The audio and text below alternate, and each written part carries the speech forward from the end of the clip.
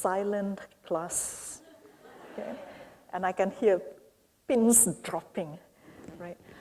My name is Rose Patsy Tibok. I am from UMS, and I'm going to share with you some of my work on Sabah's invisible children. Okay. Now, this is such a huge topic in Sabah. It is such a huge, huge, huge issue. It's a monumental phenomenon, and I won't even attempt to look at everything that has got to do with with invisible children. So I'm only going to share on the aspect of education and education provision for this group of children. Okay. How many of you are actually from Sabah? Wonderful, right? And I can safely say that you would have your own set of prejudices about this, right or not? What comes to your mind first when you look at it, when you see when you hear invisible children? Nothing complimentary, I think. All right. So it is a political minefield in Sabah, and this becomes a hot issue, especially around election time. Okay. Right now, I would like to talk about these two terms, which I feel are sometimes used interchangeably without the users fully understanding what it means, what these two terms mean. Okay? Let's look at the first one, stateless. Okay? Stateless means somebody who, by technical legalities, although born in Malaysia, right, or born in any country, born in Malaysia, cannot be accorded Malaysian citizenship due to some technical legalities. One such example is maybe the father is a Malaysian, but the mother is a non-Malaysian, and in Malaysia, technically, the child would follow the citizenship of the mother. So if the mother is somebody with dubious documentation, then that child cannot be offered Malaysian citizenship without having to go through so many legal conditions, right? Now, undocumented, on the other hand, okay, means somebody who is undocumented. He or she, this child is not captured in any database. So technically, this child does not exist. He's invisible. Okay. He doesn't live. There is no database. There is no record of him ever being born. And this is what I am going to focus on today. Right? So there is a difference. Okay. The difference being that a stateless child can be somebody whose paperwork are all there, but because of some technicalities, he doesn't have Malaysian citizenship. Whereas an undocumented child is somebody who officially doesn't live, doesn't exist. Okay? Right. Now, what are the implications when you are undocumented, or for the purpose of this presentation, I'm going to use the word invisible. So what are the implications when you are an invisible child from an invisible community? Okay, so as citizens of Malaysia, we would have privileges like access to healthcare, access to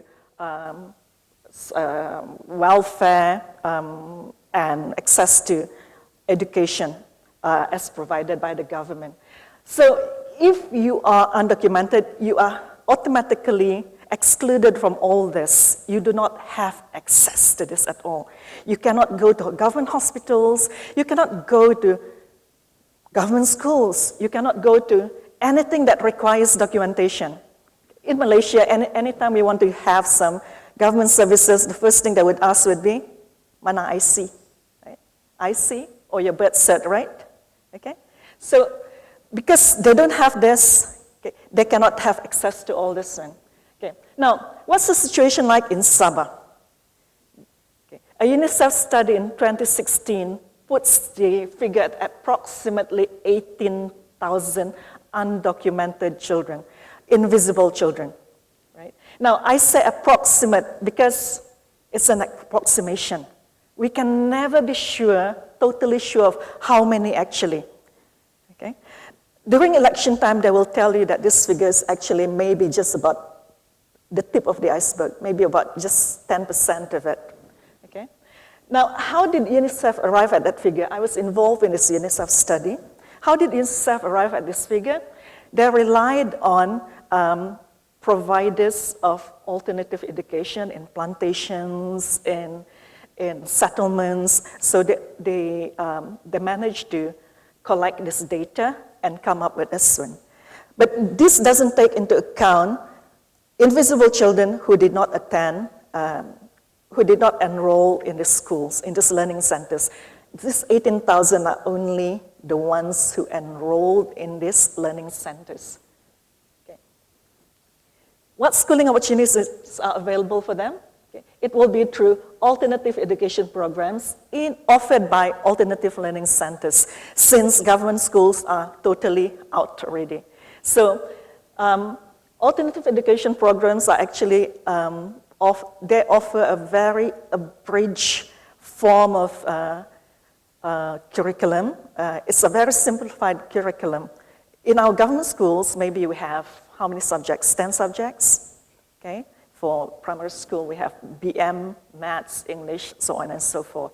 But in alternative education programs, in alternative learning centers, it might be 4 subjects if they can get teachers, 4 subjects on offer, BM, Pengetahuan Agama Islam, Kafah, okay, maths, maybe some science, okay, and it's not on an everyday basis. It's usually about 2 hours every alternate day. Okay? So it's a very, very abridged kind of learning situation.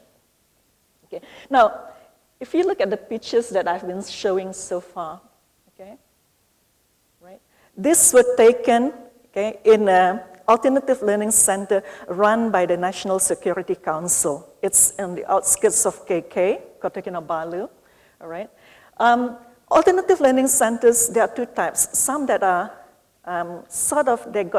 they get some kind of support from government agencies, never the government agencies. And some, on the other hand, you would have those that are run by NGOs or faith-based organizations. If you look at the pictures here, oops, okay.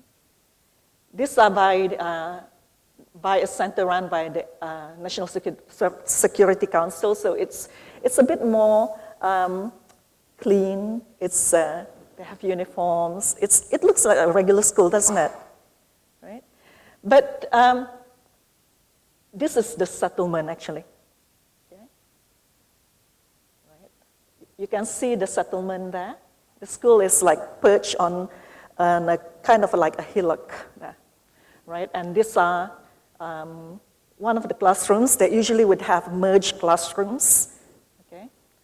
Right. Now, I did not put pictures of, I purposely did not choose pictures of alternative learning centers run by NGOs or faith-based organizations, usually by Christian-based organizations, simply because those centers are operating on a very gray area.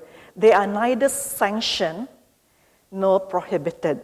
So the government doesn't, the immigration or the police doesn't really make so much noise until somebody complains, and then they would go and raid these places, and these centers will be forced to close down for a while. And when everything is settled and quiet once more, then they reopen. So that is one of the reasons why I didn't want to put pictures of NGO-run centers. Okay, now, Alternative Learning Centers, or ALCs, okay, they provide a very basic form of education, as I mentioned just now, based on the belief that education, no matter how rudimentary or how basic it is, it changes mindsets. It changes how a person thinks. It changes how a child behaves. Just simply going to school, sitting down there and going through some sort of learning. And I have seen this with my own eyes, where you could actually see the difference without being told who has been to school and who has not been to school. Because although these centers are available, there would be some children or some families who don't take it too seriously and who refuse to send their children to school. But you can see the difference. So this is the premise of the ALCs, that they are actually taking these children out of this vicious rut of no focus or no purpose and putting them into some where hopefully all this can be changed, the mindsets, the views, and instill in them a kind of like hope for the future, right? Established mostly by NGOs and faith-based organizations. In the study in 2016, there are about almost close to 300 ALCs in the whole of Sabah. Okay. And most of these can be found in plantations on the east coast of Sabah. Okay. The ones that are established in the plantations, okay, they are allowed on condition that they do not go out of that plantations. Okay, that is one of the conditions, meaning to say that they cannot go out to town and set up the center there. It has to be within that plantation that they applied for. Whereas the ones that are set up by NGOs and faith-based organizations, they're everywhere. Okay? At the time of the study that we did for UNICEF, okay, even as we were writing the report, we kept finding new ALCs. Okay? Somebody would say, oh, there's an ALC in Sandakan, in this place. You have to, it's set up by this group of engineers, Malay engineers said. Okay, and I actually made contact with the head of that school, that center, and managed to get some kind of data from him. But yeah, like I said, 18,000 is a pure estimate.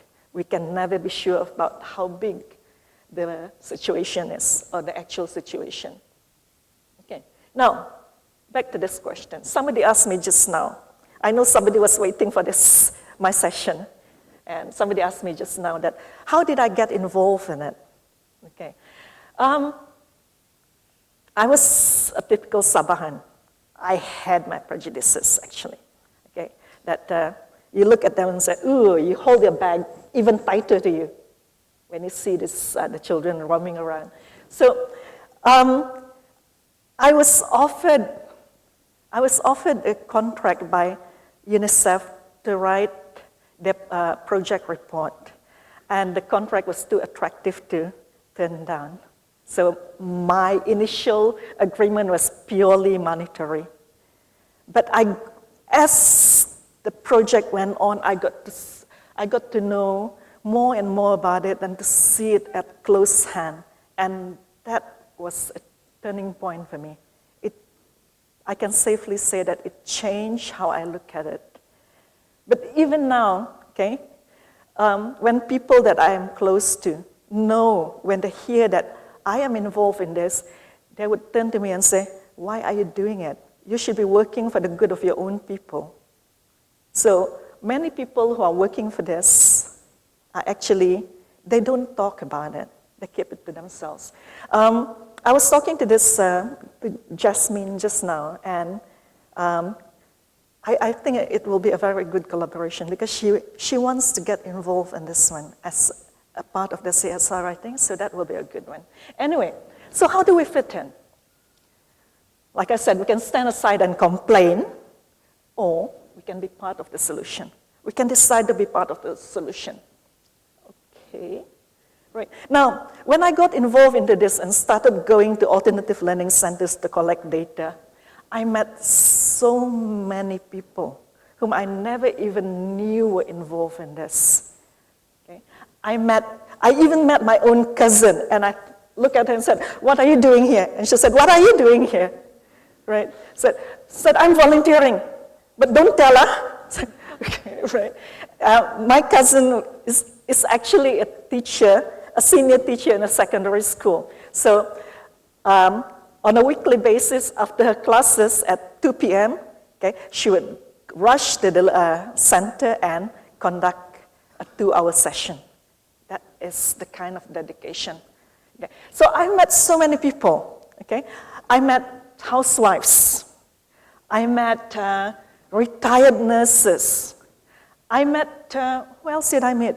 I met young people, right? And I met this one old lady who had dedicated her life to this cause. She is now about 86 years old, and she has spent the last 50 years of her life working with this group of people. So that's wonderful. And so volunteers, okay, you work there, you don't get paid, but it all comes from wanting to help, wanting to share. We all have gifts, I'm sure. Each one of us have gifts given by God, right? Some of us are good cooks. Some of us are good nurturers. Some of us are good teachers. Some of us are people with green fingers. Anything that we touch turn out well, right? I know of, there is this one man in this center who, he says his English is bad, he cannot teach. Memang he said he cannot teach, he doesn't have the patience to teach, but he wanted to help. So what he did was he became, like a janitor of sorts. Whenever there were repairs that needed to be done in that center, okay, he would come by and do it free of charge. Any leaking pipe, he would do it. Any leaking roofs, he will do it. Any doors that with loose hinges, he would come and fix it. Okay. So that is the spirit of giving that I have seen in people that I met in the LCs, right? So it's the spirit of giving that we need to nurture among ourselves. It's a huge issue. Okay? We cannot choose the one. We cannot say send them back. That requires political will, which we don't have. We are not privy to that one. Okay? What we can do is at our stage. Now, when I was talking about this with some of the organizers last week, they said that, "What can we do, ma'am? We are just small people." Okay? We go back to each one of us would have gifts. Okay? We are not looking at one big act that will effect change. We are looking for small acts of kindness, small acts of generosity. Be generous with our time, our spirit, our resources. Okay, somebody's showing that now. I got 0 minute left. So let me end here, okay? Sorry. By sharing with you this quotation from Mother Teresa. A series of small acts of kindness and care brings about the greatest ripple. It doesn't have to be big. Thank you.